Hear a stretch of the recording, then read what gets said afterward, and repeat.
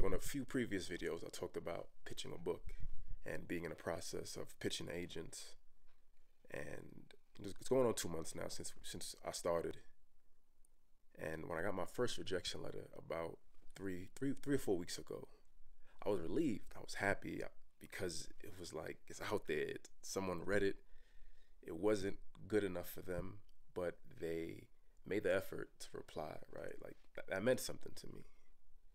And throughout the process here and there, still getting rejection letters, still waiting on a few replies, but also just being in a different mindset of having a backup plans.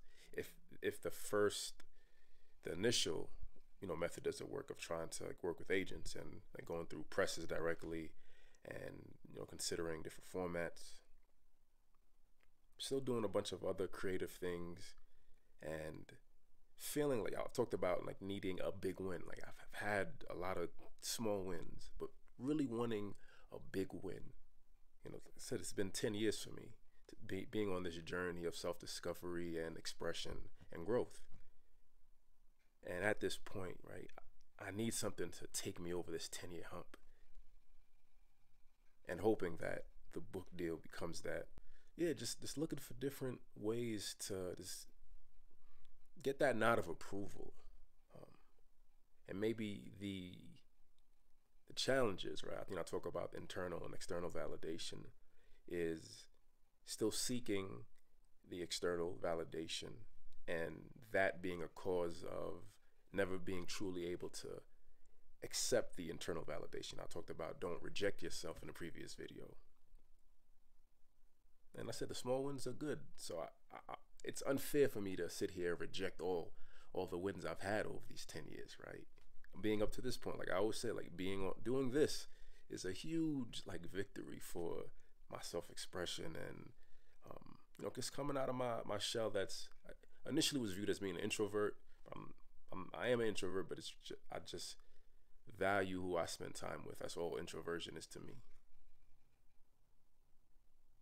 So I would never reject the small wins, but I need a milestone. I need a milestone. I'm at a point in life where I need a milestone. And I'm seeing the worry, the anxiety of not reaching that milestone, and seeing how it affects the other work I'm trying to get into. And it's hitting points where it's like, I ain't got it. Right? If there's one thing, if there's one skill and habit that I've been working on for these past 10 years, still isn't good enough to get a nod of approval, then why anything else? And that's the feeling. That's the real feeling, right? Why anything else? But I can't reject myself. I know what my existence is. I'm not a lucky person. I'm never gonna win the lottery. I'm never gonna hit it big.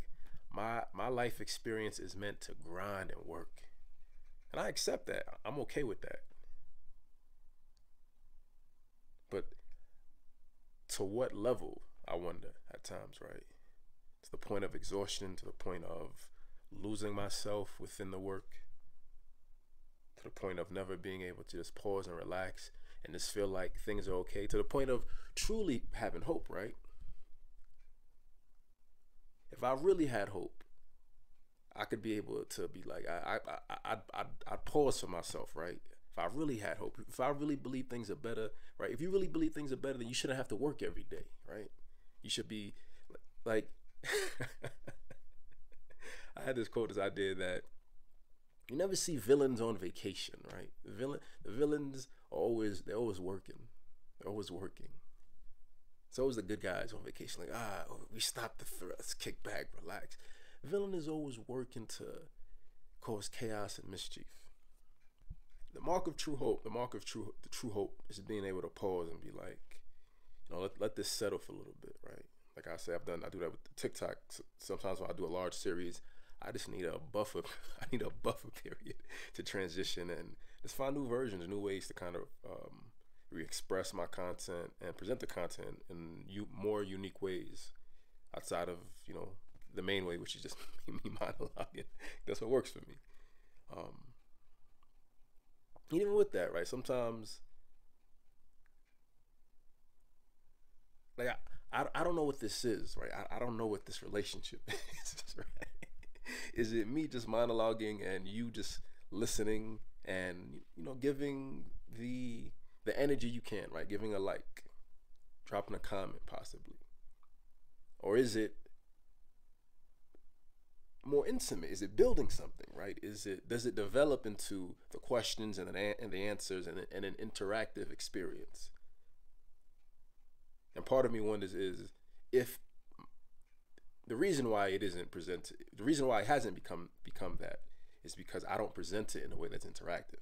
This is very much, like I said, monologuing and me just being direct and saying, yo, like, this is what it is. Wake the fuck up, right?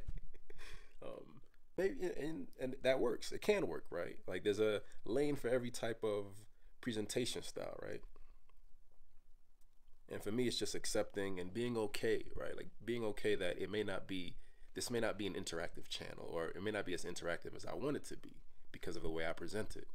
And if I want to be interactive, I need to find another medium that allows me to not make it just about me and what I need to say and what I think and what I feel and my ego, right? Like, this channel is about my ego, because all I'm doing is just talking about what I think and what I know, and I have the best ideas and all of that.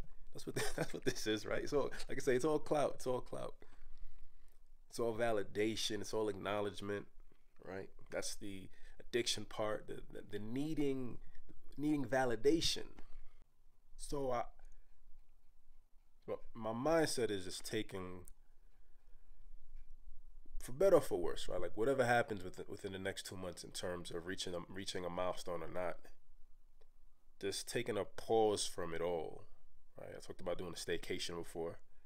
It's taking a pause and like focusing on like what's really, really important now. And what can I come back to in 3 weeks, a month?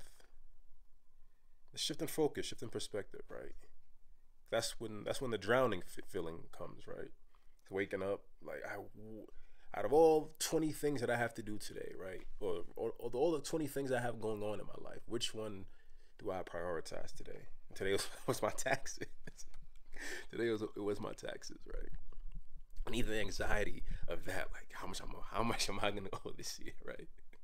But you do it, but then it's there's always something to acknowledge and consider and find fault and worry in.